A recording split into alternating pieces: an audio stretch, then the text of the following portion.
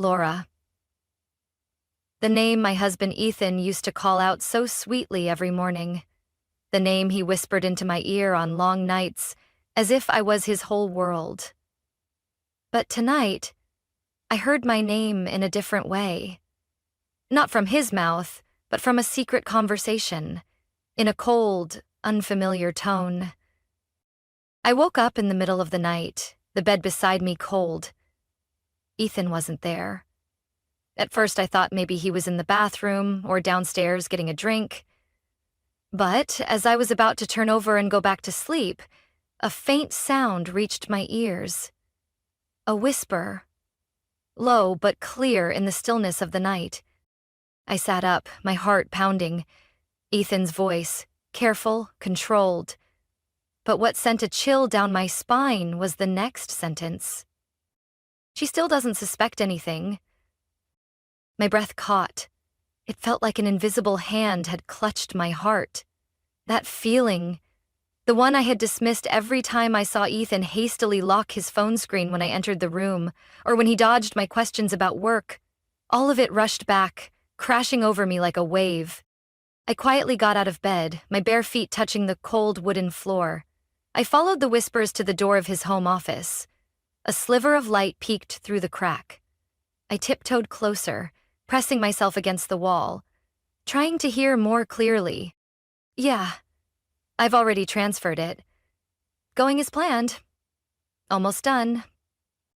My throat went dry. Transferred what? Going as planned? I could hear my heartbeat thudding in my ears. Then came the sound of footsteps.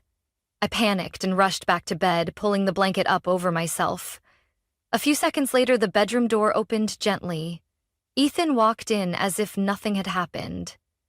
I shut my eyes, steadied my breath, and pretended I hadn't heard a thing. The mattress dipped beside me as he lay down. After a while, I could feel his steady breathing. Calm, like everything was normal. But I knew that behind that calm facade, he was hiding something. And it had to do with me. The next morning, while Ethan was still asleep, I took my phone and quietly went into the kitchen. I had never really paid much attention to our finances. Ethan handled the bills, investments, savings. But today, I opened the banking app. My eyes scanned the recent transactions. The numbers danced before me. $500, $1,000, $200, $750, $2,000. All of these withdrawals happened over the last 3 months. Not huge sums, but enough to make me realize something was wrong.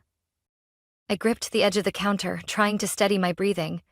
These weren't for bills or investments. The money was just gone. Behind me, a voice made me jump. Checking the bank account this early? I turned to see Ethan standing there, leaning against the doorway, rubbing his neck like he'd just woken up. He smiled, but the moment his eyes flicked to my phone, a flicker of tension crossed his face. Just randomly checking, I replied, keeping my voice even. There are a few withdrawals I don't recognize.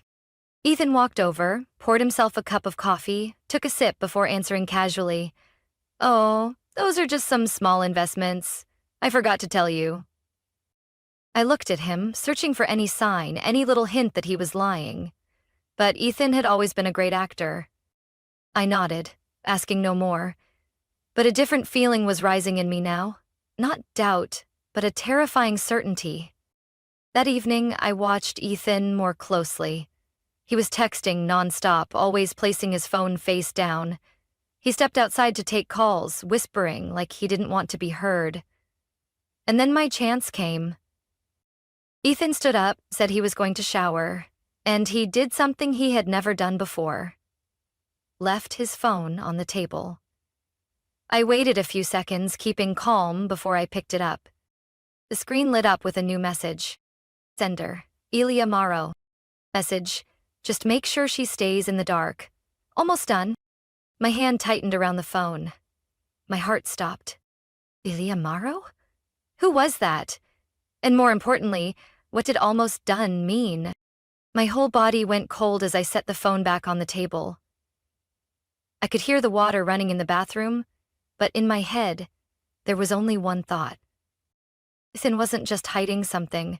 He was planning something against me. I returned Ethan's phone to its place, my heart pounding like I had just stolen a forbidden secret. The words on the screen were burned into my mind. Just make sure she stays in the dark. Almost done. I had no doubt anymore. Ethan wasn't just keeping secrets, he was actively plotting to deceive me. And whatever it was almost complete. I stood up straight, steadied my breath, and quietly left the living room. The water was still running. That meant I had at least a few more minutes before Ethan came back. I had to act now. The next morning, Ethan behaved as if everything was perfectly normal. He smiled as he placed a cup of coffee in front of me, asking about my work with fake concern. I smiled weakly in return, trying not to let on that I knew the truth. "Laura, I think we should reorganize our finances a bit," Ethan said, placing his phone face down on the table, like always. "Just as a precaution. You never know what life might throw at us." I looked at him, eyes narrowing. "What do you mean?" "We should consolidate our assets. If anything ever happens, it'll be easier to manage," he said calmly, though every word felt calculated. "I'll take care of all the paperwork. All you have to do is sign." I gripped my coffee cup, trying to stay calm. I had known this moment was coming. He was trying to manipulate me, to make it sound like a simple legal step, but I wasn't stupid.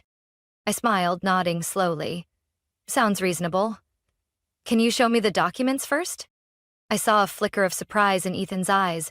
Maybe he hadn't expected me to agree so easily. But he didn't show much heat. He just nodded and said, "Of course. I'll have them ready soon." I didn't wait for Ethan. As soon as he left for work, I called someone I trusted, Anna, my lawyer and best friend from college. I couldn't let Ethan win this game.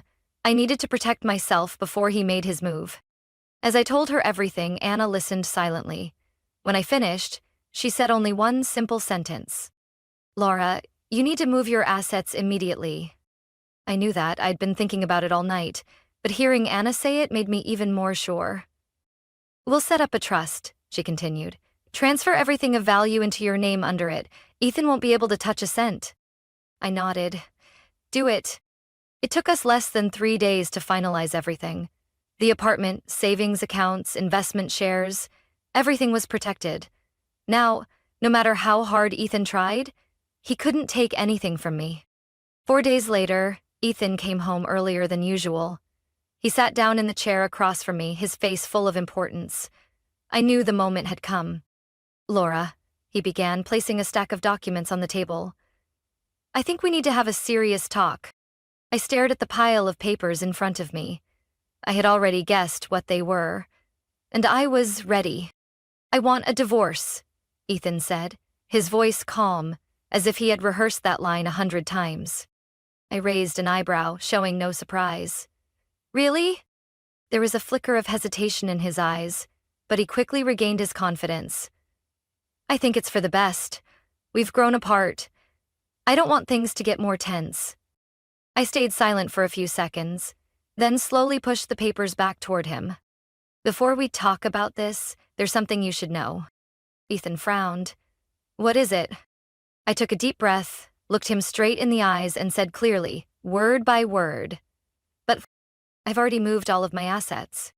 The air in the room instantly turned tense. Ethan froze, his eyes wide, his jaw tightening. "What?" "You can't take anything from me anymore," I continued, keeping my tone calm but firm. "Everything is legally protected. The apartment, the savings accounts, the investments, they've all been moved." Ethan was silent for a long moment. I could see the muscles in his face twitching, his hand clenching into a fist. He hadn't seen this coming. I smiled and slowly stood up. "You were right about one thing, Ethan," I said, my eyes locked on his. "No one can predict what's going to happen." He didn't respond. I knew he was calculating in his mind, but it didn't matter anymore. The tables had turned, and this time, I was the one in control. Ethan didn't say a word for a full minute. He sat motionless, still gripping the divorce papers he had just handed me. The anger in his eyes was unmistakable, but he was trying to suppress it, trying to appear composed as if he still had control. But I knew the truth. He had nothing left to take from me. I stood up, gently adjusting the edge of my coat. If there's nothing else to discuss, I think we can end this conversation here. Ethan took a deep breath, as if trying to grasp for something to hold on to. Then he gave me a forced smile, but I caught the calculating look in his eyes. "We'll see each other in court, Laura," he said, his voice low and sharp like a blade. "And you won't get away with this easily." I smirked, meeting his gaze with a look of defiance. "Then go ahead and try." I walked out of the living room, a sense of triumph flooding through me. But I also knew the real battle was just beginning. 3 days later, I received a thick envelope from Ethan's lawyer, a formal divorce petition, along with a long list of demands. Half of all assets, including the apartment I currently lived in, 50% of all joint financial accounts, a monthly allowance because, according to him, I had caused him to sacrifice his career to build this marriage.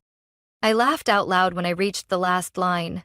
Ethan had never sacrificed anything. Throughout our marriage, I was the one carrying the financial weight. He had lost nothing, but he still wanted everything from me. I picked up the phone and called Anna. "We've got a problem," I said as soon as she answered. Anna chuckled softly. "Let me guess. Ethan's not backing down, is he?" "Of course not," I sighed, flipping through the stack of papers. "He wants half of my assets, the apartment, and he's even asking for support payments." Anna scoffed. "He actually thinks he has a shot?" "No, but he's going to do everything he can to wear me down." "Well then, Laura," Anna said, her voice firmer now. "It's time we show him he picked the wrong opponent." 4 days later, Anna and I sat in her law office, going over the entire case file. Anna set the folder down and crossed her arms. "He doesn't stand a chance." "Are you sure?" I raised an eyebrow. Anna nodded. "You transferred all your assets before he filed. Legally, he has no claim to any of it. And the support request? He has no grounds.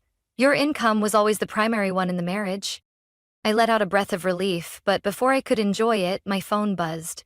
A message from an unknown number. "Be careful, Laura. Ethan doesn't play by the rules." I felt a chill run down my spine. 3 days later, I noticed something had shifted at work. At first, it was just strange looks from coworkers. A few whispers when I walked by. I thought maybe I was imagining it. Until my assistant, Rachel, walked into my office with a tense expression. "There's something you need to see," she said, placing a printed sheet on my desk. I looked down. It was a post on an anonymous forum.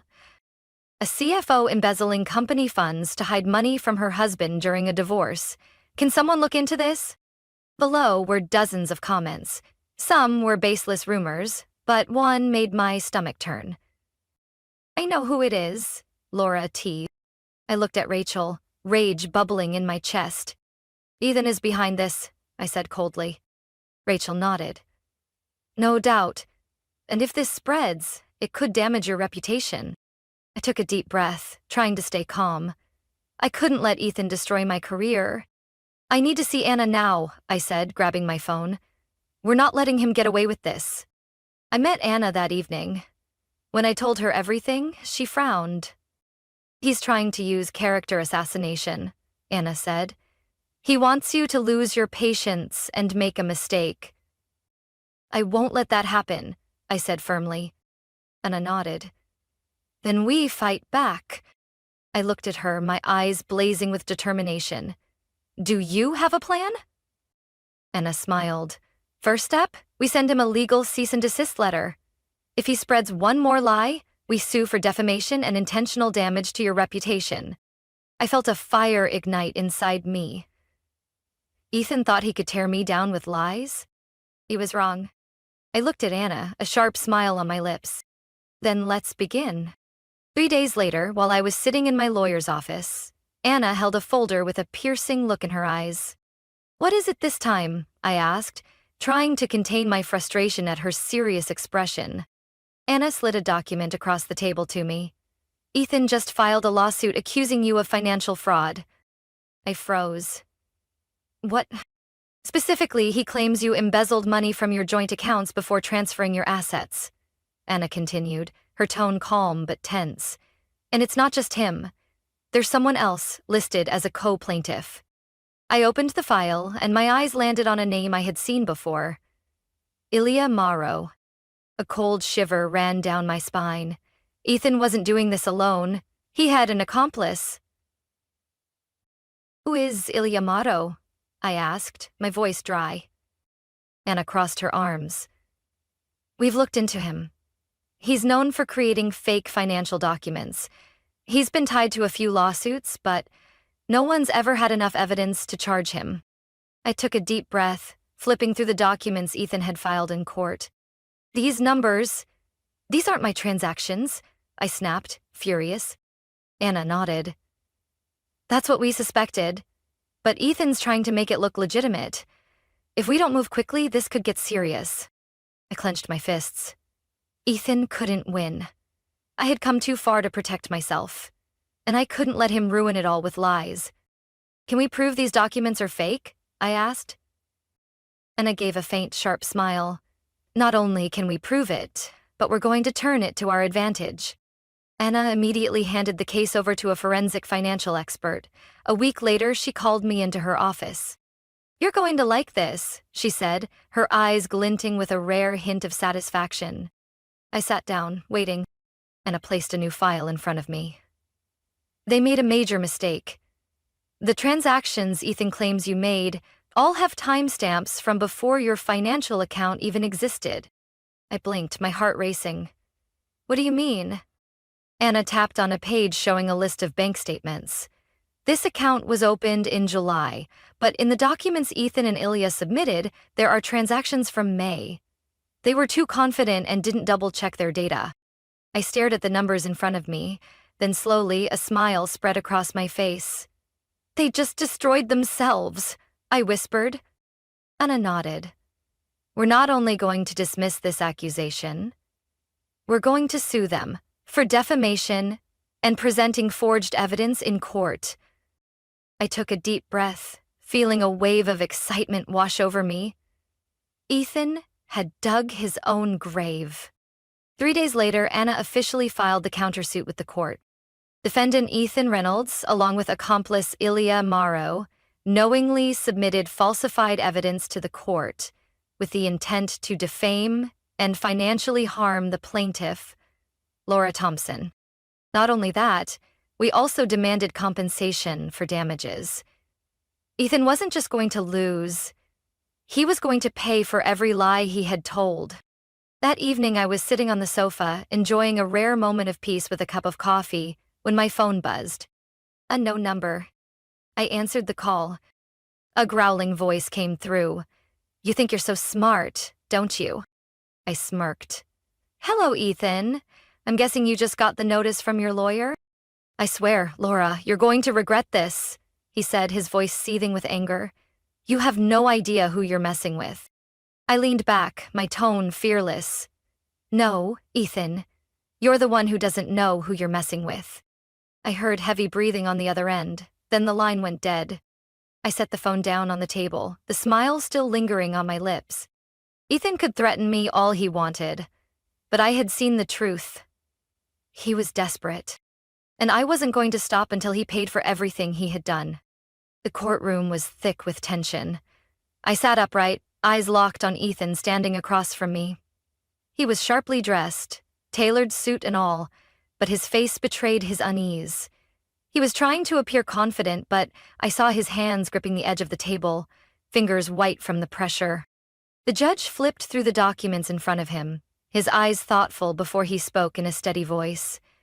Based on the evidence provided, the court finds that the transactions defendant Mr. Ethan Reynolds claimed plaintiff Ms. Laura Thompson made prior to transferring her assets were in fact impossible. A brief silence swept through the room. I looked over at Ethan and saw the slight twitch in his eye, his jaw clenching. He knew what was coming. The judge continued. A forensic financial expert confirmed that these transactions were time-stamped before the plaintiff's account was even opened. This clearly indicates that the documents presented by Mr. Ethan Reynolds and his associate were fabricated. A wave of murmurs filled the courtroom. I heard Anna let out a quiet laugh beside me, and I couldn't suppress the surge of satisfaction rising in my chest. The judge tapped his gavel lightly. Due to the defendant presenting falsified evidence in court in an attempt to defame the plaintiff, the court not only dismisses all of Mr. Reynolds' claims, but also orders him to cover the full legal costs of this case. I couldn't hide my smile as I saw Ethan's shoulders sink. He had poured everything into this lawsuit, convinced he could break me, but in the end, he was the one who had been destroyed. His attorney shot up. "Your Honor, my client—" The judge raised a hand, signaling silence. "Furthermore, due to the deliberate submission of false information to the court, I am ordering an investigation into the legality of the documents submitted by Mr. Reynolds and his accomplice." This time, Ethan froze completely. He knew what that meant. This was no longer just a divorce case. If the investigation confirmed that he had intentionally forged documents to manipulate the legal process, he would be facing far more serious consequences. I sat still, saying nothing, simply watching as the realization slowly dawned in his eyes. Ethan had lost all leverage. Not only would he get nothing from me, he now stood to face real legal jeopardy. The judge brought the gavel down one final time. "Court is adjourned." I stood up, adjusting my coat. Beside me, Anna flashed a victorious smile. A perfect knockout. Ethan remained frozen for a long moment, then turned and walked out of the courtroom. I could see the stiffness in his posture, his steps no longer confident. I slowed down, letting him feel my presence, letting him know I was still there, watching his defeat. He turned back, stared at me. I tilted my head slightly, smiling slowly. "Are we done here, Ethan?" He didn't reply. There was nothing left to say. He had lost everything. I stepped out of the courthouse, taking a deep breath. The air outside was fresh, a sharp contrast to the stifling tension in that room full of conflict. I had won. Not just a legal battle, but a long, grueling mental war with Ethan. A week later, Ethan's lawyer contacted Anna, trying to negotiate a deal to avoid the criminal investigation. We declined. Ethan brought this on himself, and I had no intention of helping him escape it. 2 weeks later, the rumors began to spread. Some of his former colleagues whispered about the case, about how he tried to cheat the system to win assets in a divorce. His company dropped him, and he lost the reputation he once had in the finance world. No one wanted to be associated with someone who tried to manipulate the law for personal gain. I heard he had to sell his beloved sports car to cover part of the legal fees. The luxury apartment he once lived in was also listed for sale. Everything he had tried to take from me, he ended up losing himself. I sat in my apartment on a quiet evening, sipping a glass of wine. My phone lit up with a message from Anna. "Congratulations, Laura, he's completely fallen apart." I smiled, set the phone down on the table, and looked out through the glass window. The city sparkled with lights, and I felt lighter than I had in a long time. I stepped into my apartment, embracing the quiet that filled the space. No more manipulative texts, no more late-night calls with Ethan's low voice threatening me. For the first time in months, I could take a deep breath without feeling the weight pressing on my chest. Victory hadn't come easily, but it came in the most meaningful way. I kept everything that was mine, while Ethan lost it all. A message from Anna lit up my phone. "Tonight, we celebrate. No exceptions." I laughed and typed back simply, "Of course." 3 hours later, I walked into a high-end restaurant where Anna had reserved a large table.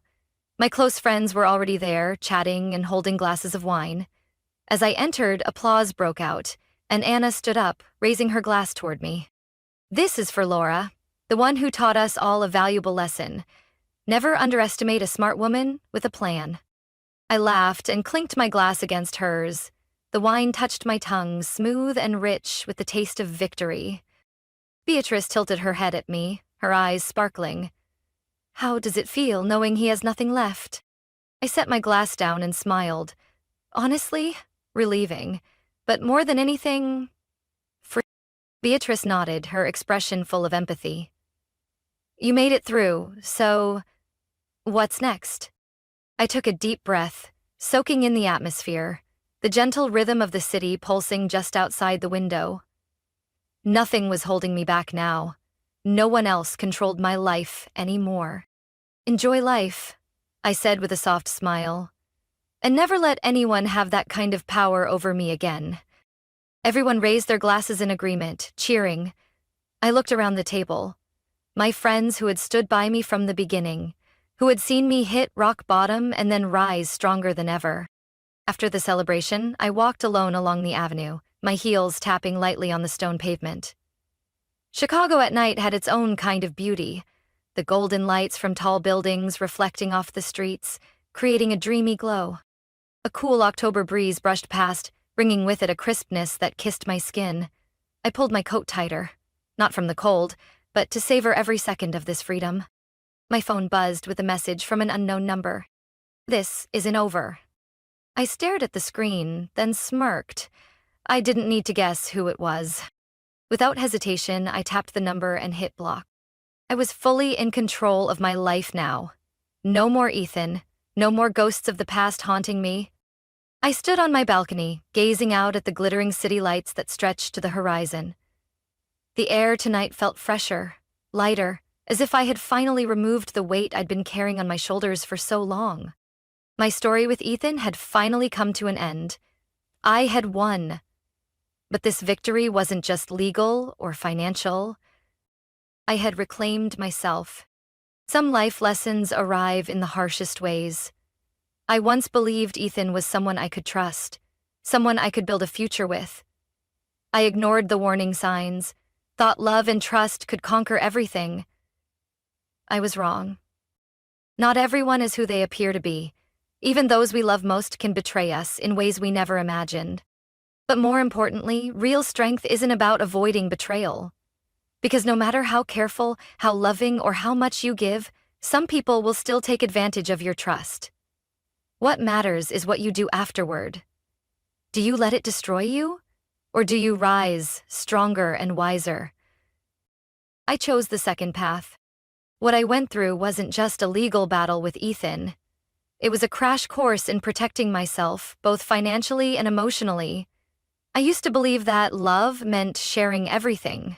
No secrets, no safeguards. But reality taught me otherwise.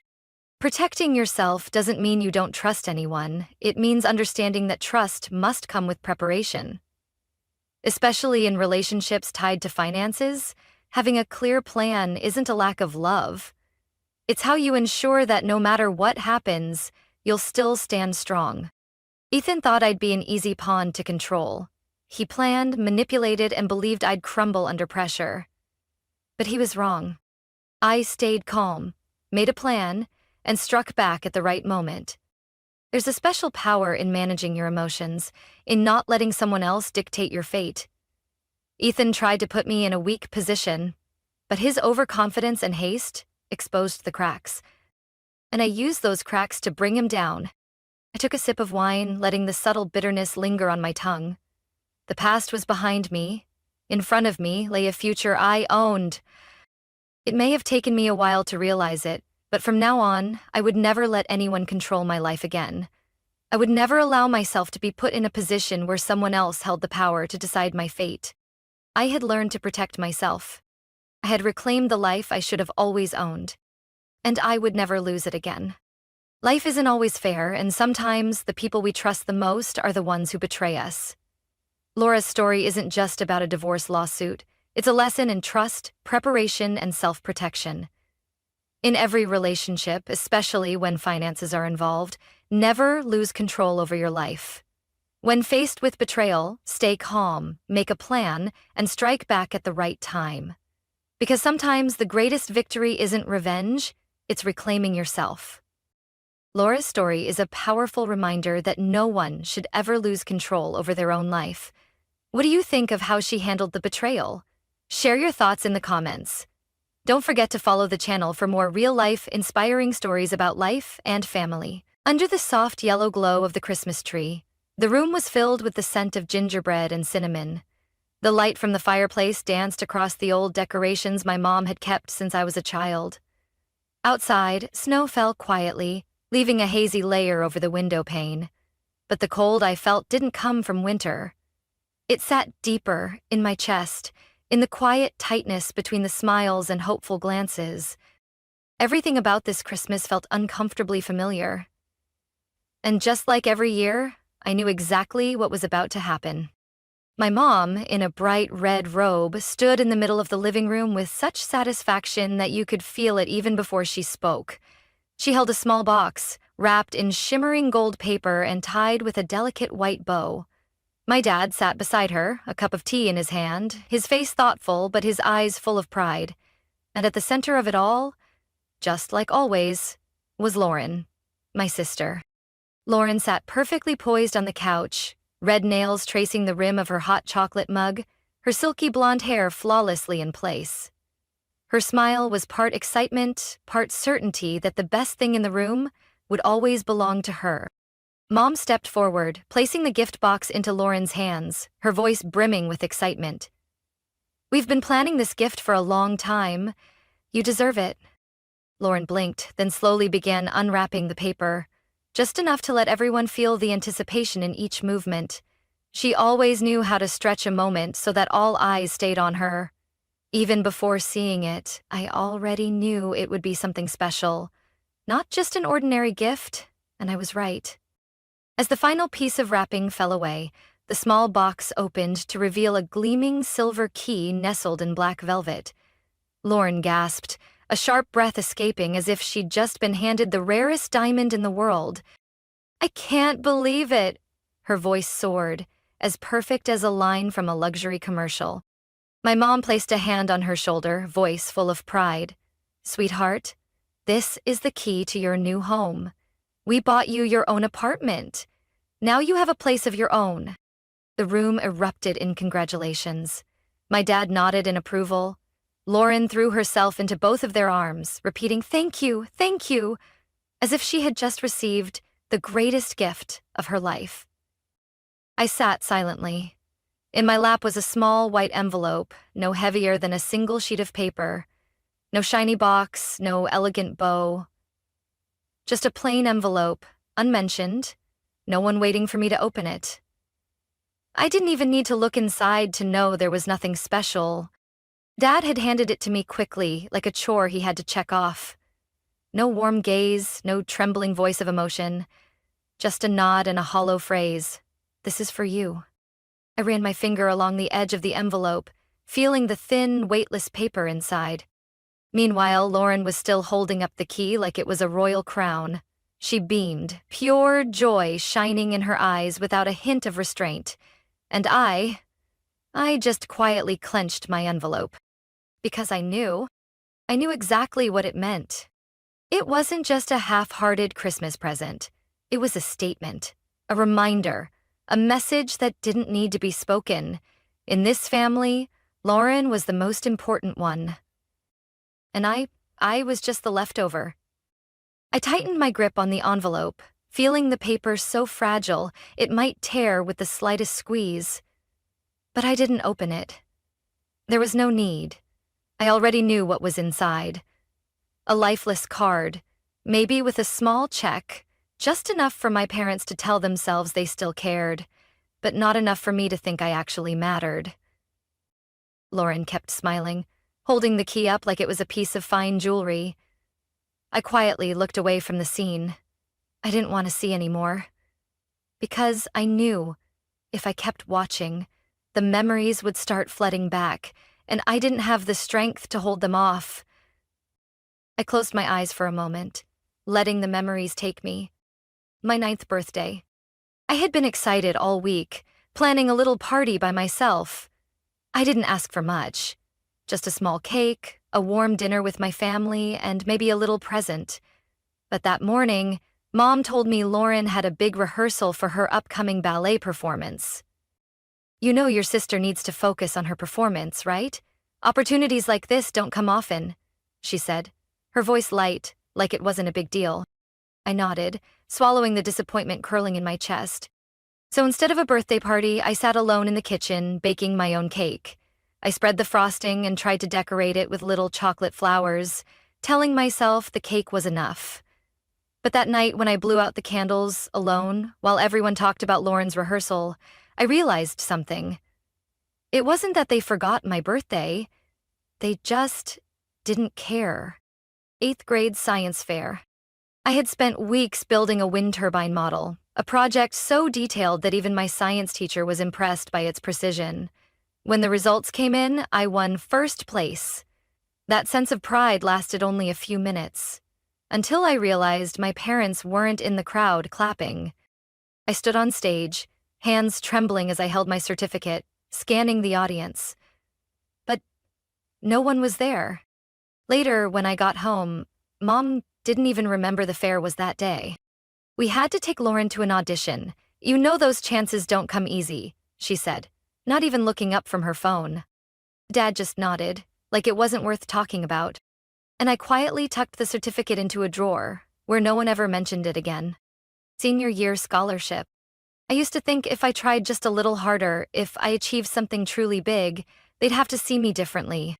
So I pushed myself, studying late every night, signing up for every test, joining every activity that might catch the admissions board's attention. And finally, after all that effort, I got a full-ride scholarship to one of the top universities in the country. I walked into the living room, heart pounding, hoping for that proud, overjoyed reaction. But when I placed the acceptance letter on the table, Mom glanced at it for a second and sighed. "At least you're good at something." That was it. No hug, no celebratory dinner, not even a word of encouragement. All my hard work, sleepless nights, and stress boiled down to a careless remark. And Lauren? When she got into a regular art school, my parents threw her a party, invited neighbors, bragged about her promising future. I opened my eyes, pulling myself back to the present. Lauren was still beaming, hugging Mom, thanking her over and over. I relaxed my hand, letting the envelope fall into my lap. Those memories weren't random moments. They were proof of an undeniable truth.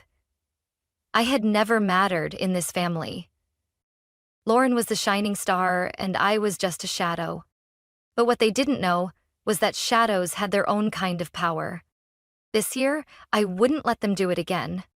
2 weeks after Christmas, when the holiday lights had gone out and everyone had returned to their regular routines, I got a call from Mom. "Melissa, your dad hurt his back while cleaning out the garage. Come home and help him a bit." Her voice was soft but tired. I almost said no. After everything that happened on Christmas Eve, I didn't want to go back there. But then, something inside me stirred. Not concern for Dad, but a sense that something wasn't right. My family never called me home unless they needed something. After a brief pause, I said, "I'll come." That afternoon, I drove to the house, feeling like a stranger the moment I stepped through the door. Everything looked the same. Too perfect, too meticulously arranged like a postcard. The walls were still covered with photos of Lauren, her first ballet performance, the celebration for her role in a small play, her graduation from an art school my parents once bragged about to everyone, and me. Just one small photo on the bookshelf, the only one from my college graduation, partly hidden behind a stack of magazines. I walked into the living room where Dad was sitting in an armchair, rubbing his back, wincing like he was in pain. "Can you help me rearrange some boxes in the garage?" he asked, without a single greeting. I nodded. If they saw me as just the help, I would play that role. One last time. While I was organizing the old boxes, I noticed Dad's office door wasn't closed like it usually was. It was slightly ajar, and inside, a faint glow from the desk lamp spilled out. Something drew me in. The office was still tidy, but something felt off. The safe, which Dad always kept locked, was slightly open, like someone had forgotten to shut it properly. Dad was meticulous. He never forgot to lock the safe. My heart pounded, Part of me said to walk away, but another part pushed me forward. I swallowed hard and slowly opened the safe door. Inside were stacks of neatly arranged documents. I ran my fingers across the folders until I saw a large envelope with messy handwriting. Open only if I die. My hands shook. What was this? Without hesitation, I opened the envelope. Inside was a stack of legal documents, numbers, signatures. But when I read the first page, a chill ran down my spine. My name, on a property deed. I read it again and again, thinking I must be mistaken. But no. The document clearly stated that an apartment belonged to me, purchased 5 years ago, in my name. I had never heard of this. I kept flipping through the pages, my heart pounding. Bank statements, loans, strange transactions, all under my name. But what made me go cold were the signatures. They were mine. Only one problem. I had never signed any of it. I gripped the edge of the documents. What had they done? What had my parents done with my name? I skimmed the financial records, each line of text slicing deeper into my awareness. Mortgages, wire transfers, all executed in my name. And worse yet, a large loan taken out just 3 years ago. To pay for Lauren. I couldn't believe it. They had used my name to borrow money to support her. Without ever asking me. It wasn't just favoritism anymore. They had used me. They turned me into their financial shadow, their safety net, a name they could manipulate with ease. I placed the stack of documents on the desk, trying to breathe slowly to stay calm. But the truth? I wasn't calm at all. The betrayal was twisting inside me like an underground current, ready to break the surface. I closed my eyes for a second, then opened them again. This time, I wouldn't let it go. They thought I'd always be the one standing in the background, the obedient daughter who silently accepted the unfairness. But they were wrong. I walked out of Dad's office, still clutching the stack of documents I had found. My heart was pounding in my chest, but not from fear, from rage. They had used me for years without my knowledge. They used my name to borrow money, to cover up their financial messes, to keep spoiling Lauren, without once thinking of the consequences. But this time, I wasn't going to stay quiet. That night, I went back to my apartment, spread the documents out on the table, and combed through every number. I wasn't a financial expert, but I saw enough to know how serious this was. I needed someone who could help me unravel everything. The next morning, I called Ethan, a financial lawyer I'd worked with on a past project. Ethan wasn't just smart, he was thorough and cautious. "Melissa? Long time no talk. What's going on?" His voice came through the phone, calm and professional. "I need your help," I said plainly. "It's pretty big." I sent him all the documents I had and scheduled a meeting with him that same afternoon. When I walked into his office, his eyes were already serious. "Melissa," he began, sliding the papers back toward me. "This isn't just financial misuse. This is fraud. If you want, you can press charges." I took a deep breath. I didn't want things to go that far, at least not yet. What I wanted was a plan. A way to take back what was mine, without a direct confrontation. "I need to know what they did with the money," I said. "What assets they used as collateral, how much they still owe." Ethan nodded, and after a few days of digging, he came back with information that stunned me. The lake house. It was the house my parents used to brag about as a precious family asset. A place they and Lauren visited every summer while I was rarely invited. They had mortgaged it 3 years ago to pay off debt. Lauren's debt. Ethan showed me the loan documents. My parents had used the house as collateral to help Lauren start her own fashion brand, and as I had suspected, it failed. Worse, they had fallen behind on the payments, and now the house was about to be repossessed and sold at auction by the bank. A slow smile spread across my face. I didn't need to confront them. I didn't need to yell or argue. I was going to do something they'd never expect. I was going to buy that house. I couldn't let my parents know I was behind the purchase. If they found out, they'd try to stop me. So Ethan and I came up with a plan. We would use a third party, a trusted investment firm Ethan had connections with, to buy the house from the bank without my name ever appearing. The purchase went through faster than I expected. Within a few weeks, the paperwork was complete. I looked at the new ownership contract. Now, the lake house no longer belonged to them. It belonged to me. But I didn't announce it right away. I waited patiently, watching my parents' every move. I listened as they complained to friends about how the bank was being unfair by seizing the house. I saw my mom desperately calling people she knew, trying to borrow money to buy it back. I read Lauren's texts, furious that our parents are so useless for not keeping the family's precious property. And I waited. Waited for the perfect day to reveal everything. Christmas. The Christmas tree in the living room was just as lavishly decorated as every other year, glowing with soft yellow lights and bright red ornaments. The scent of gingerbread and cinnamon wafted from the kitchen, mixing with the artificial holiday cheer my family worked so hard to create. I stood by the window, watching the snow fall slowly through the glass, feeling unusually calm. They had no idea. They didn't know that this Christmas would be unlike any other before. Lauren sat in the center of the living room, as if it were her own private celebration. Her red-painted nails traced the rim of a wine glass, her lips curved into a satisfied smile. She was certain she'd receive yet another extravagant gift tonight: a new car, a luxury vacation, or a piece of jewelry worth a year's salary to most people. My mother stepped forward, holding a gift wrapped in elegant silver paper. "Sweetheart Lauren, this is a very special present just for you." Lauren blinked excitedly, quickly tearing off the wrapping like a child. When the box lid came off, she let out a breathy sigh of satisfaction. "A key. Guess what?" My mom smiled, pride in her voice. "We bought you a new apartment. A perfect place, right in the city center, modern, elegant. You deserve it." Lauren beamed, throwing her arms around both of them, sneaking a glance at me as if to say, once again, "This is how things are. This is where I belong."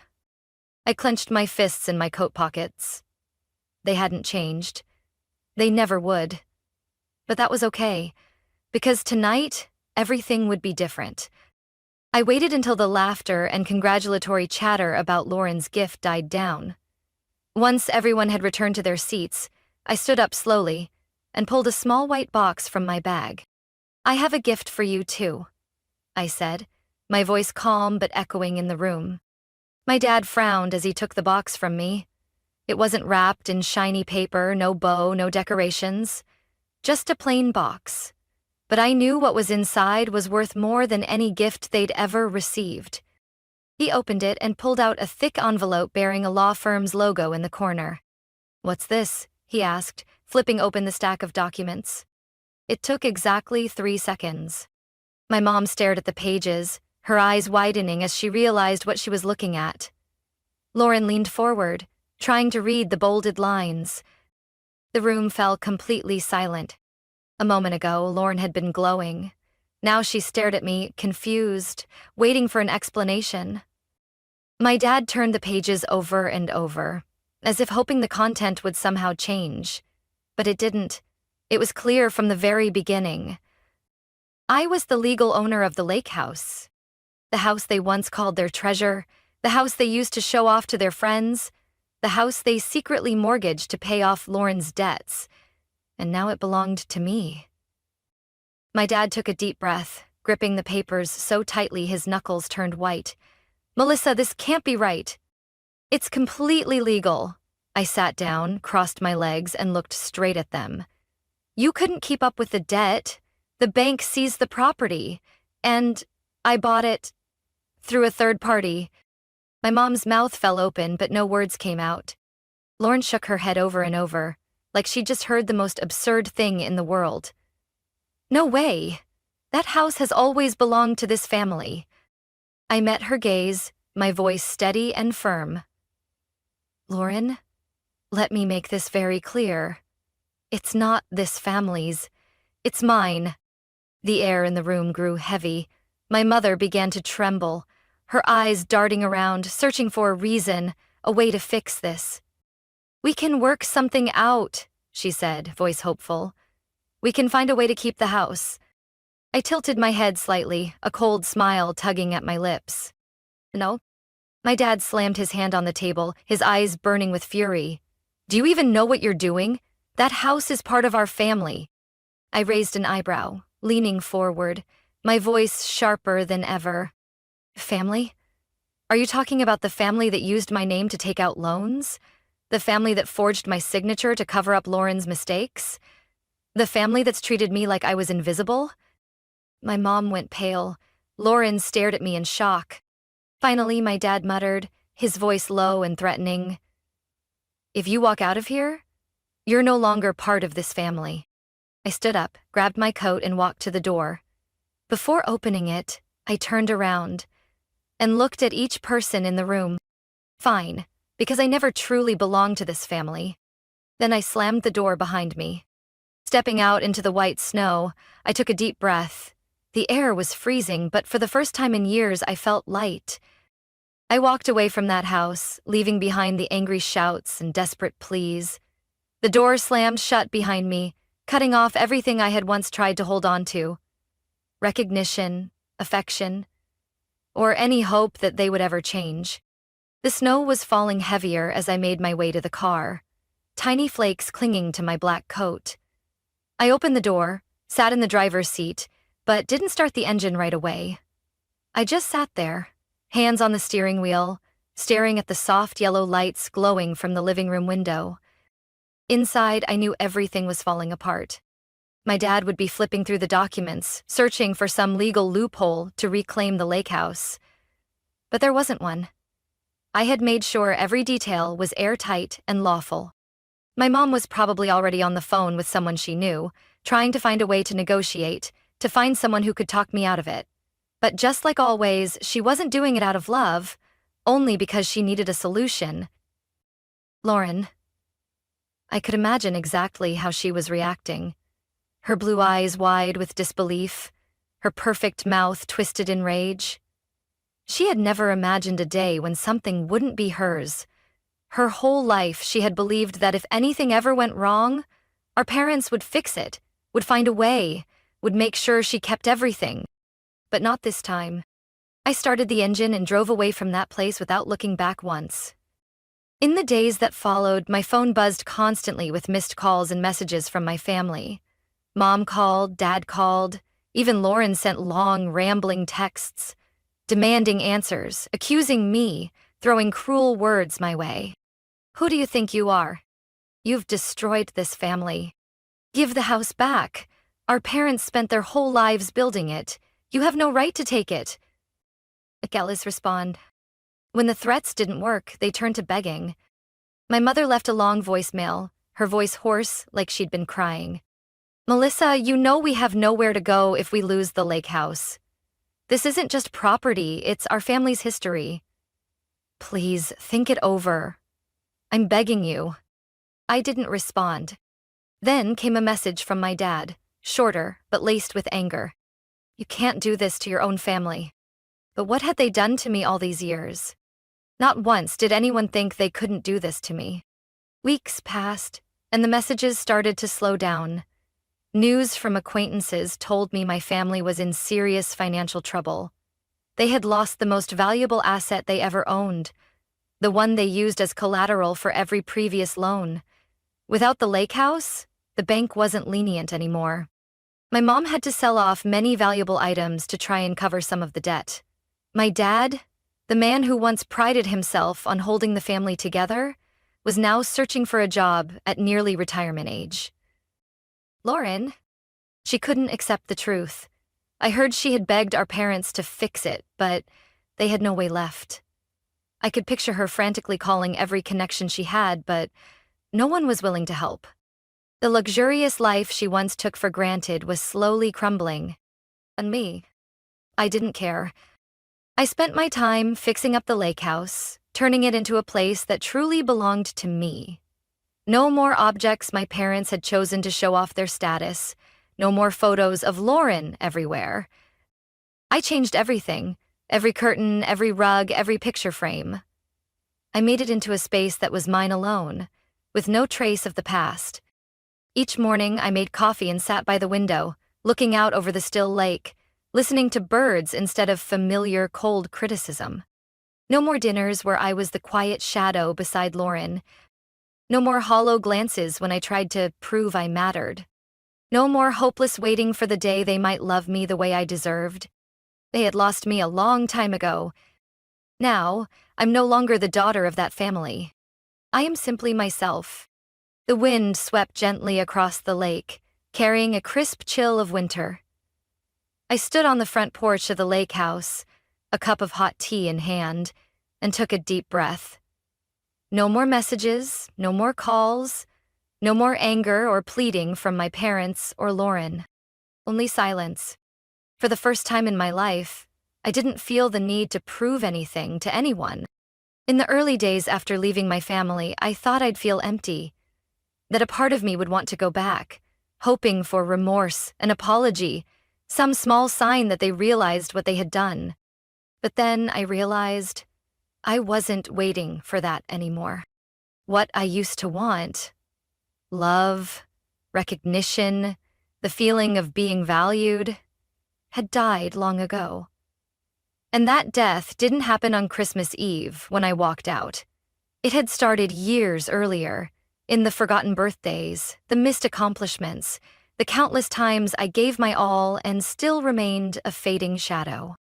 I used to think that if I could reclaim the lake house, if I could make them see how wrong they'd been, I would feel victorious. But as I watched them fall apart, I felt nothing. No satisfaction. No revenge. Only freedom. I didn't take back the house to get back at them. I took it back because it was mine. Because for the first time in my life, I wanted something that belonged solely to me. Something that couldn't be taken away, denied, or dismissed. I had spent too many years chasing love from people who never intended to give it. And now, I had stopped hoping they ever would. True freedom didn't come from defeating them. It came from letting go of the expectation that they would become who I needed them to be.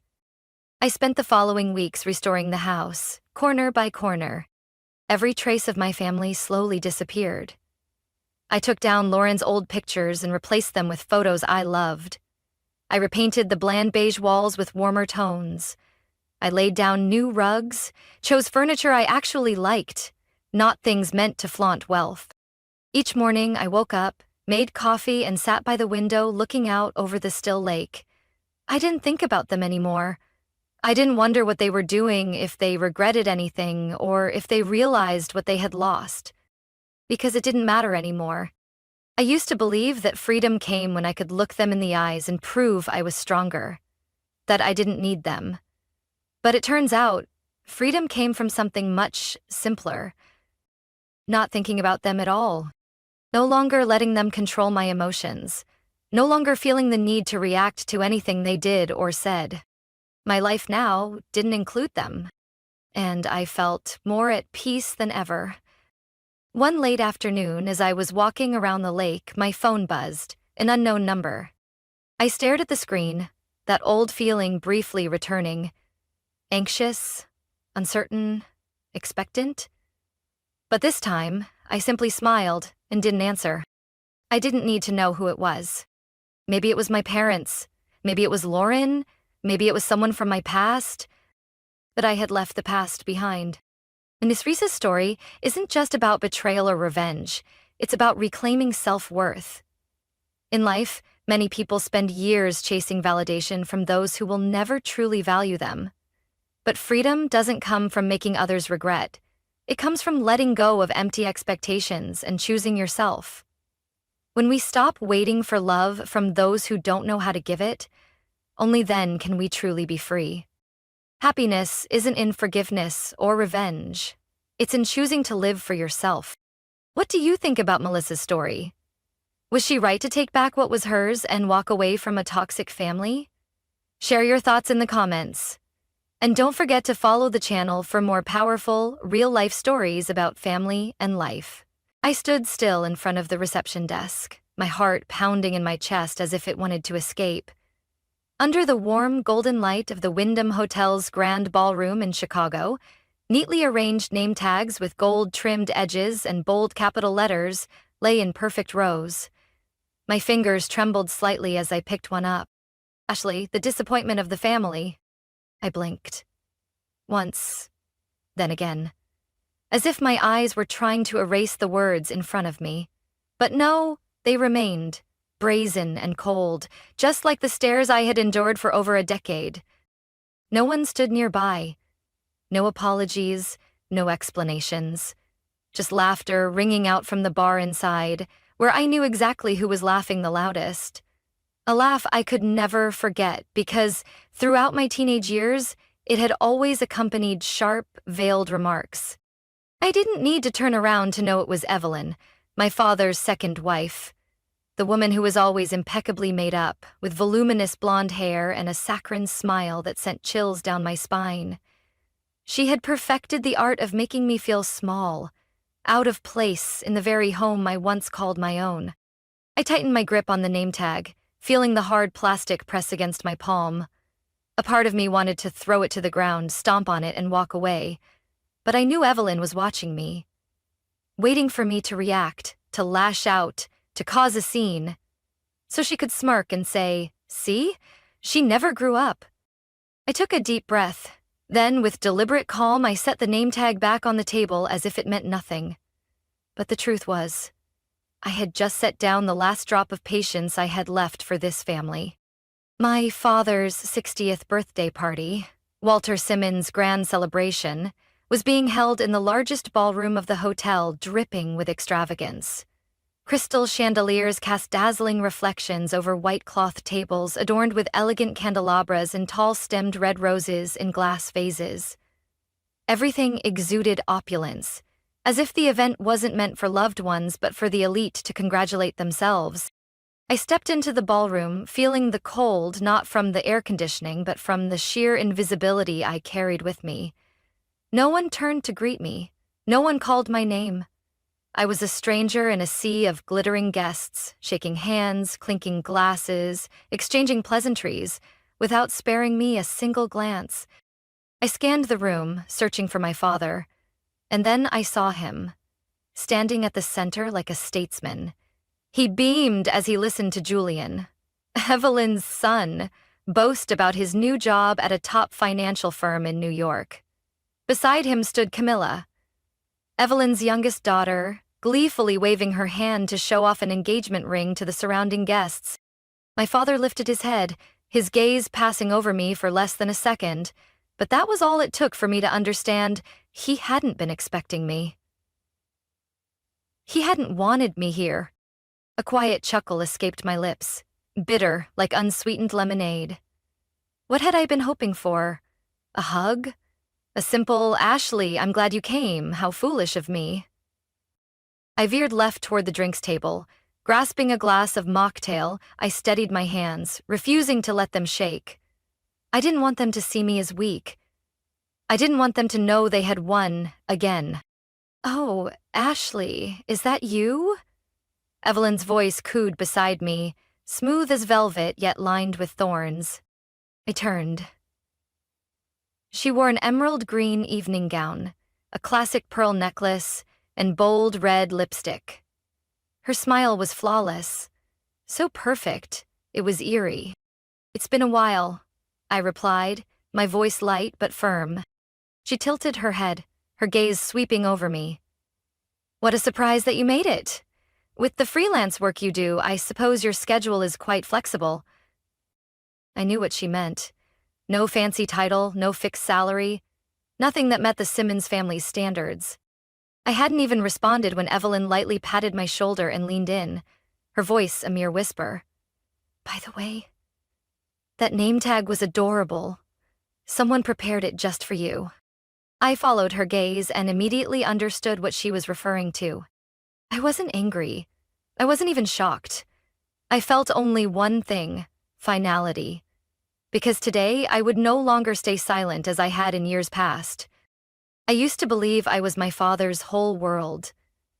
When I was little, he would take me to the park every Saturday afternoon, buy me strawberry ice cream, and sit on a bench listening to me chatter endlessly. I could still remember the warmth of his hand gripping mine as we crossed the street, the sound of his laughter when I fell off my bike for the first time but shouted, "I'm fine anyway." To me, those moments defined love. But it all ended the summer I turned 11, when he brought home a woman named Evelyn and 2 children he called his new family. Evelyn was 39, divorced, a literature teacher who dressed as if she were about to give an award speech. Her son Julian was my age, and her daughter Camila, 3 years younger, was often compared to a living porcelain doll. I vividly remember the first dinner they had in our house that had only ever been just the 2 of us. Evelyn sat in my mother's old chair, using the hand-embroidered napkins my mother had left behind. I didn't say a word. I just watched, feeling something quiet within me shift, like a door silently closing. At first, I tried to fit in. I forced a smile when Evelyn called me Little Ashley, even though her voice sent shivers down my spine. I played with Camila, despite her constant whining, and I attempted to find common ground with Julian, though he only spoke to me when he needed help with homework. But within months, I realized everything had changed, and not for the better. My father started forgetting our one-on-one traditions. Instead, he was always busy with their family outings, Camila's theater performances, Julian's sports tournaments. And me? I was at home, cleaning, babysitting, studying, and learning how to nod politely when Evelyn said, "You're the big sister. You should set an example." I became an unpaid housemaid in my own home. "Ashley, Camila spilled her milk. Clean it up. Ashley, tuck Camila into bed for me. Ashley, don't forget to take out the trash after doing the dishes." Even when it wasn't my fault, I was always the one responsible, and whenever I protested, Evelyn would smile sweetly and say, "Don't make a big deal out of small things." And my father? He would just shake his head, signaling me to stay quiet. I still remember a chilly March afternoon when I was 14. I waited outside school for almost an hour, my hands numb from the lingering Minnesota winter. When I finally got home, mud on my shoes, I found my father in the living room, laughing with Evelyn, Julian, and Camila, unwrapping early birthday presents for Camila. No one had remembered me. No one asked why I was late. But the final blow came when I was 17, preparing my college applications. Before she passed, my mother, a meticulous, loving woman, had set up a savings account just for me. She had scraped together every penny for nearly a decade as an accountant, her only wish being for me to have an education and a future of my own. One autumn morning, I checked the account, expecting to find enough for my first 2 years at Northwestern University, my dream school. Instead, the balance showed just 3 numbers, $128. I thought it was a mistake. I called the bank. And then my heart stopped when the teller confirmed that my father had withdrawn every cent 3 months ago for his son's tuition. His son wasn't me, it was Julian. I went home, the bank statement still clenched in my hands. I handed it to my father and asked, "Why?" He spoke as if he were discussing groceries. "Julian got into Michigan State. He needed the money immediately. You're smart. You can get scholarships." I wanted to scream that it was my mother's money, that it was her last gift to me, but I only managed to whisper, "Do you think Mom would have agreed?" He looked at me, said nothing. Then he turned away. That night, I packed my things. Just a few sets of clothes, my journal, and an old photo of my mother and me on my 8th birthday. I left that house in silence. No one saw me off. No one asked why. And no one tried to stop me. I didn't know what lay ahead, but I made a vow to myself. I would never return. At least not as the disappointment they had labeled me. Because in that moment, I knew I had only one choice left: to become the person my mother had always believed I could be. I left home on a crisp October morning, the air just beginning to bite with the arrival of fall. Each breath I exhaled turned into a misty white cloud before me, but inside I burned. not with anger but with the certainty that there was no turning back. The only luggage I carried was an old suitcase my mother had used in her college days, along with a few books, a sweater, and what little savings I had from my part-time job at the local bakery. No one saw me off, no hugs, no words of encouragement. As the door closed behind me, I heard laughter from inside, Evelyn and Camila rewatching Julian's birthday video. Meanwhile, I walked away in silence, as if I had never belonged there. I started my new life in Grand Rapids, nearly a 4-hour drive from home. It wasn't a big city, but it was big enough for me to disappear from my father's sight, and from his perfect family. I rented a small basement room from an elderly couple, Mr. and Mrs. Jenkins, who let me pay rent in weekly installments. During the day, I worked as a receptionist at a dental clinic. At night, I washed dishes at a small Italian restaurant down the street. After 10 p.m., I took online courses, transfer credits to apply to the local public university. I didn't have time to feel sad. I didn't have the energy to dwell on the past. Each day was a cycle of tasks to complete, bills to pay, and long nights spent typing essays under dim yellow light. Meanwhile, Julian, the chosen son, posted pictures of pool parties in his dorm, vacations in Mexico, and brand new sneakers sponsored by Dad. Camila started a vlog titled Life Updates, documenting her new life in a penthouse apartment in Los Angeles. An apartment Vivelin had rented for her while she searched for inspiration to pursue art. I didn't follow them, but whenever their posts appeared on my feed by chance, I simply smirked. Not out of jealousy, but because I knew if I waited for justice, I'd grow old and die in disappointment. So instead of waiting, I chose to act. 2 years later, I was accepted into Western Michigan University with a partial scholarship, thanks to my GPA and an essay titled, "Where Do You Find Strength When There's Nothing Left to Lose?" I wrote that essay in one night, tears soaking my keyboard. But I had never felt stronger. I kept working. By my second year, I started freelancing as a web designer for small businesses. At first, I built basic websites, but over time, I built a solid client network, especially after a regional coffee shop chain adopted my design for all their stores. I didn't stop working. By my final year, I was not only able to cover my tuition, but I had also saved enough to rent my own small apartment. No longer in a basement, no longer falling asleep beside rattling water pipes. I even launched my own website, where clients could book services and browse my portfolio. On the day of my graduation, I stood among hundreds of students, sunlight warming my black gown and cap. Around me, people cheered, hugged, threw flowers, and posed for endless photos. Meanwhile, I stood quietly, smiling, and wrapped my arms around myself. No one from my family came. No one asked what I had majored in. No one congratulated me. But I didn't need them. I had myself, the only person who would never abandon me.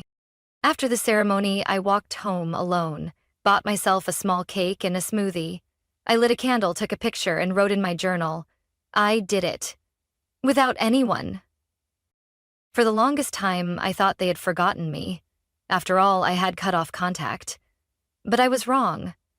Every year, on special occasions like Thanksgiving or Christmas, I still received formal party invitations from Evelyn, printed on fine stationery, with sweetly worded messages like, "We hope you'll come home and reunite with your family." I never replied. But I kept the letters, not to read, but to remind myself. They only remembered me when they needed me to complete their perfect family picture. I kept building my career. At 24, I started a small digital design firm called Lighthouse Studio, named after what my mother used to call me, my little light. I hired 2 employees and expanded my clientele to neighboring areas. And Julian? One day I came across an article he'd been fired from his first job after just 6 months. Camila?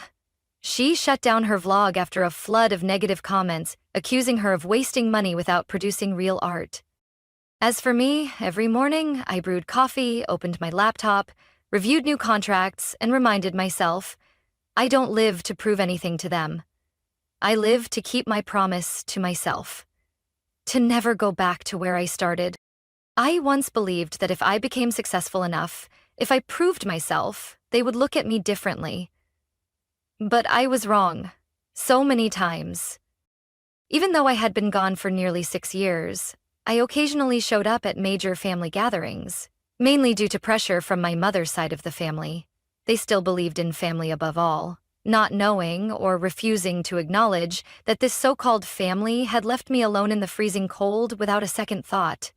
But I didn't blame them. They only knew what Evelyn told them, that I was the rebellious child who isolated herself to pursue some vague digital art dream.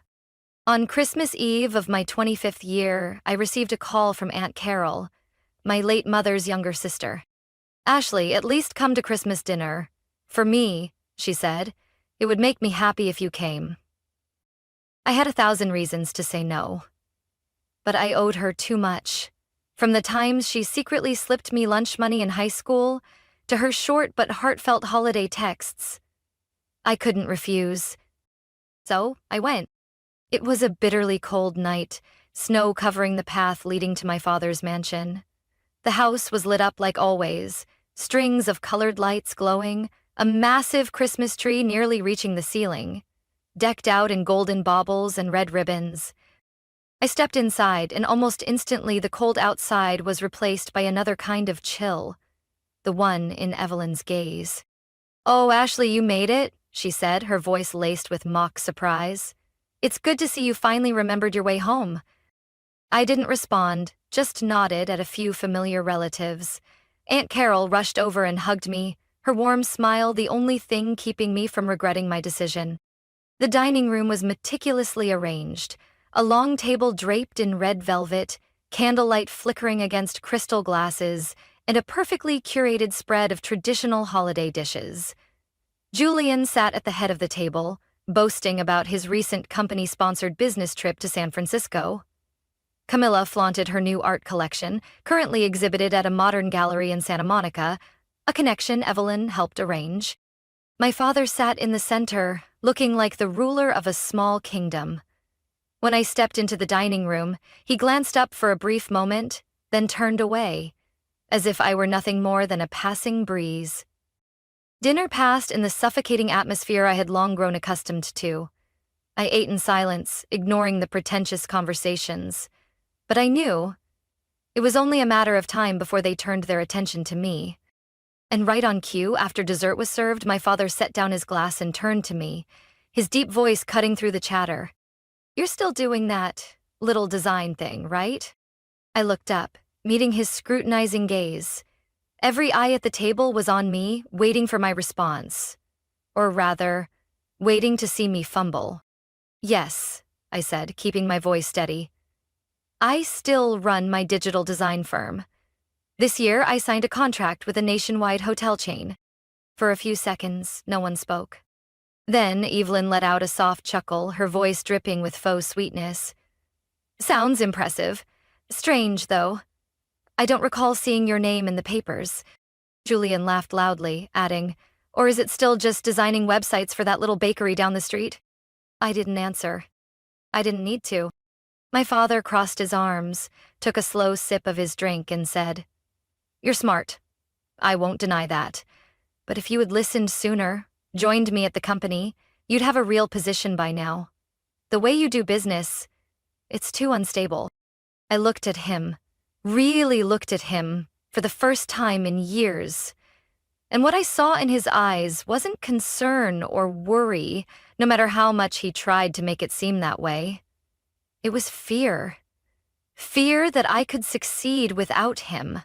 Fear that I would prove him wrong. I smiled, soft but unwavering. I don't need a position handed to me. I build my own." The table fell silent. Not because I had spoken loudly, but because no one had expected me to respond like that. This wasn't the same Ashley who used to know her place. This wasn't the child who sat quietly in the corner, trying not to draw attention. I wasn't seeking approval anymore. I was simply telling the truth.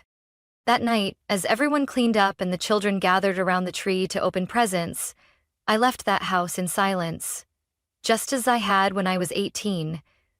But this time, it wasn't because I was being pushed out. It was because I had chosen not to belong there anymore. And the most surprising part? When I stepped outside, I didn't feel as cold as I had when I arrived. Maybe because I knew that the next time someone asked, "Why don't you come home?"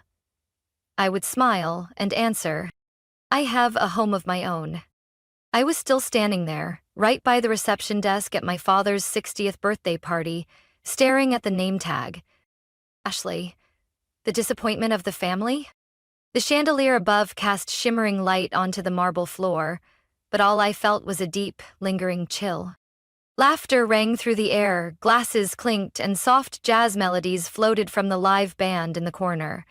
Everything was staged perfectly, a flawless tableau of a model family. A meticulously crafted picture, except for me. The ink stain that had been crossed out, yet still bled through. I could leave. I had left before. But this time I didn't want to retreat in silence. I was no longer the Ashley who endured quietly, who bit her tongue and pretended not to hear the jabs. Not tonight. I stepped into the grand hall where my father, Walter Simmons, stood at the center of his circle of guests.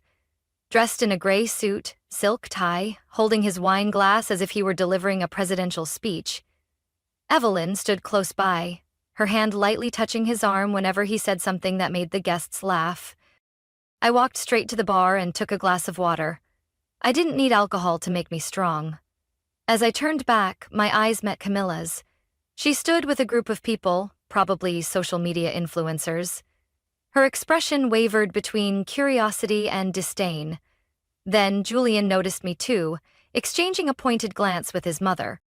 I lifted my glass and tapped it lightly. A soft ting rang out, not loud, but enough to turn a few heads. I stepped forward, right into the center of the room where all the lights converged. I took a deep breath.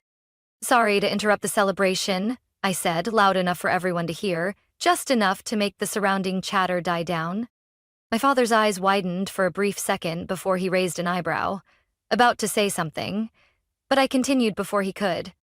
Tonight is my father's 60th birthday, a milestone, a life of success, power, and remarkable talent in deciding who is worthy to be called his child.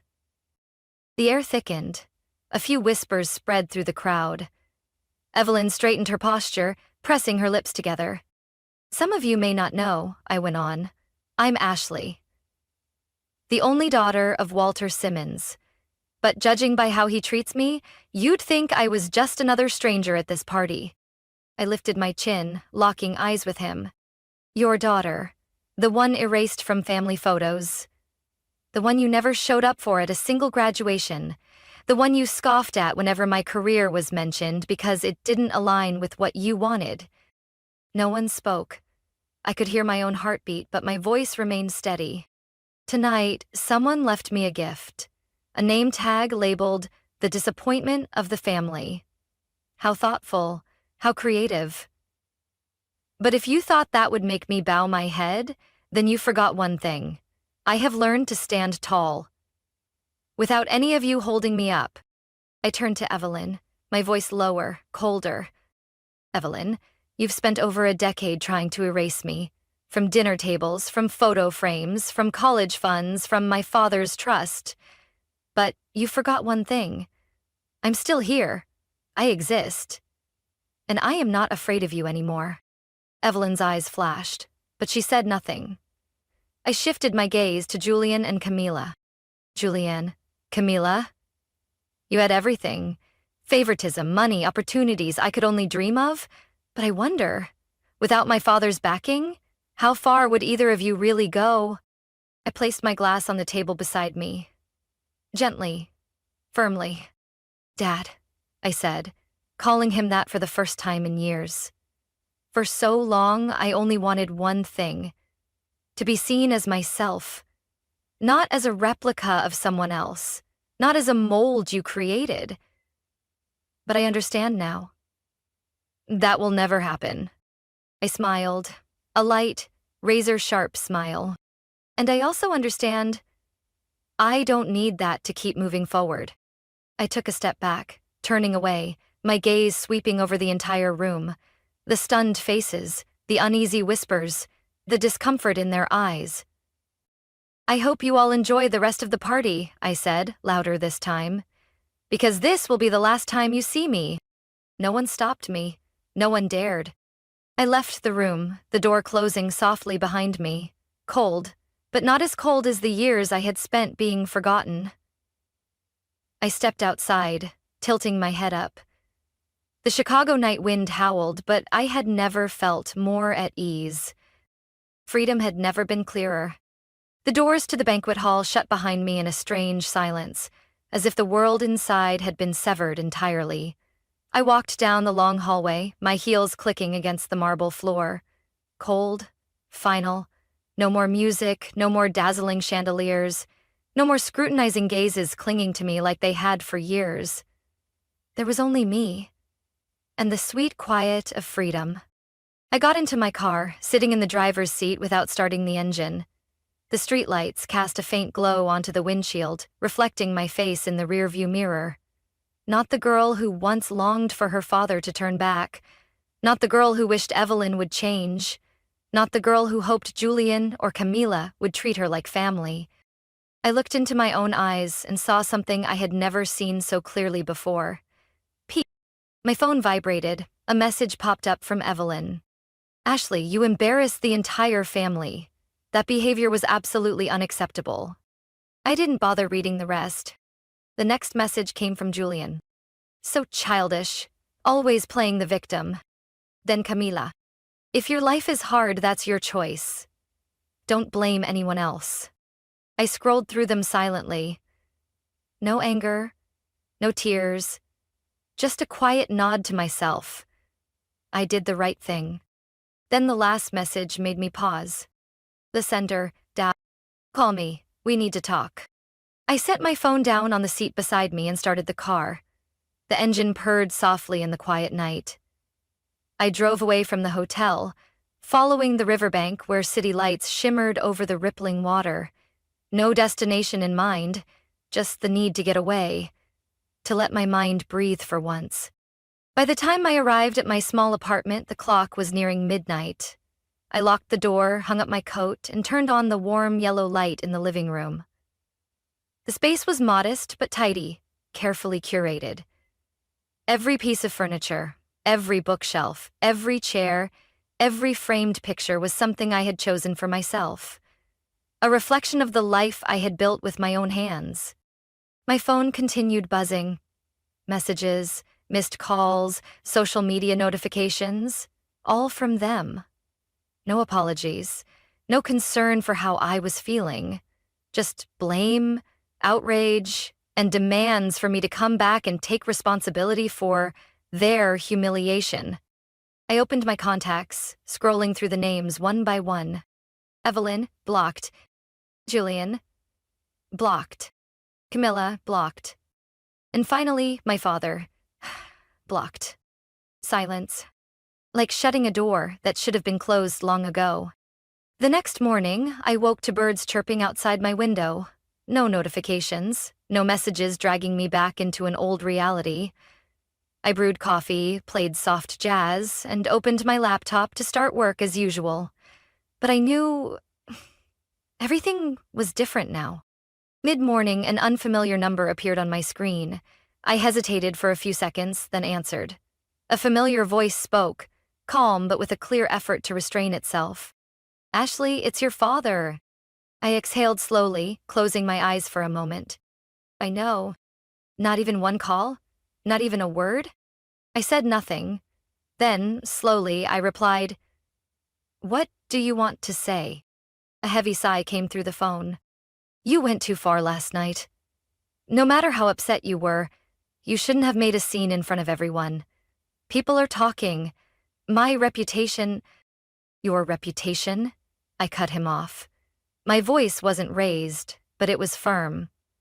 You never cared about my dignity all these years. But now you're worried about yours? When did you become so bitter, Ashley? Maybe the day you forgot I existed as part of this family. Silence. I continued. letting the words spill out like stones finally lifted from my chest. You're only calling because you want control. Because you're afraid people will find out your daughter doesn't fit into the perfect family you've created. But you know what? I spent years in silence, in pitiful glances, in the constant feeling of being pushed aside, and now I choose a different kind of silence, the kind where none of you have a place in my life anymore. I ended the call. She didn't wait for him to respond. 1 second later, I blocked his number. No goodbyes, no regrets, no looking back. I stood up, threw open the window, and let the crisp morning air rush in. The scent of coffee still lingered in the air, and my chest felt lighter than it had in years. I didn't know what the future held, but I knew that from that moment on, I was finally living, not as a shadow in someone else's story, but as the main character in my own. A week after that fateful birthday party, I sat in my favorite cafe near the office, hands wrapped around a warm latte. The past few days had passed in a quiet, liberating calm. No more flashing notifications. No more Evelyn's voice echoing in my mind whenever I tried to rest. No more guilt-driven thoughts telling me to call home just to prove I wasn't ungrateful. For the first time in years, I felt light. Not the kind of lightness that comes from running away, but the kind that comes from finally loosening an invisible rope that had been strangling me for half my life. I felt no guilt, not even a little. If anything, I felt like I had finally stopped pretending. I used to believe I needed their approval. I thought if I tried a little harder, if I was a little kinder, if I was a little better, maybe my father would look at me the way he looked at Julian. Maybe Evelyn would stop mocking me. Maybe Camila would stop treating me like I was beneath her. But after years of being pushed aside, I understood the truth. Validation from people who never intended to give it was nothing more than an illusion. No matter how hard I tried, I would never be enough for them. One Sunday morning, sunlight streamed through my white curtains as I stood in my living room, small but warm, and asked myself, if today were the first day I could truly live for myself, what would I do? I put on a classical playlist, opened my planner, and wrote the first words in blue ink. Live for myself, not for anyone else's expectations. I started making time for things I had once put aside, the paintings I never finished, the books I left halfway through, the cafes I always wanted to visit but skipped because I was too busy proving my worth. I re-uploaded a few personal design projects on my company's website, not client work, just things I created simply because they made me feel alive. And to my surprise, a week later, a boutique furniture brand from Portland reached out, asking if I would collaborate on their fall campaign. We want something with soul, and we see that in your designs. I read that sentence over and over. No talk of fitting industry standards, no demands to match market trends. Just an honest recognition of my work, from people who had no idea who my father was, who valued me for what I created, not for where I came from. That feeling of being seen for my own talent, not for my place in a family, was what I had been searching for all along. One afternoon, I sat in the park with Aunt Carol, her hand gently holding mine. You know, Ashley, she said softly, since your mother passed, I always worried you'd be swallowed up by the coldness of that household. But today, looking at you, I'm so proud. I squeezed her hand. I didn't need anyone else. I just needed one person who truly saw me, and that was enough. Freedom, I realized, wasn't just about leaving a house, a party, or a phone call. True freedom was letting go of the need to be accepted in order to exist. I no longer needed my father's approval to believe in my own worth. I didn't need Evelyn's fake smiles to feel loved. I didn't need Julian or Camila to stop flaunting their privilege for me to know I wasn't lesser. All I needed was me, the person who had survived it all, who stood strong, and who had never let her heart grow cold. There were days when I still thought about the past, but not with bitterness, just as a part of the journey. Every wound had taught me something. Every act of neglect had taught me to remember myself. And every time I was pushed away, I had been brought closer to the truth. Not everyone who carries the title of family truly brings you love. It was a lesson I'd paid for with my youth. But I knew there was nothing more valuable than the freedom to walk forward, unburdened, never again needing permission to be myself. Because now I was no longer the disappointment of the family. I was my own greatest pride. From my own story, I've realized no one has the right to define your worth except for you. Family isn't always a safe place if it forces you to forget who you are. True freedom isn't found in acceptance. It's found in having the courage to walk away from relationships that hurt you. I no longer live to please others.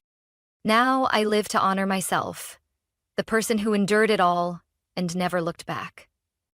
What do you think about Ashley's journey? Have you ever faced a moment where you had to choose between family expectations and your own happiness? Share your thoughts in the comments.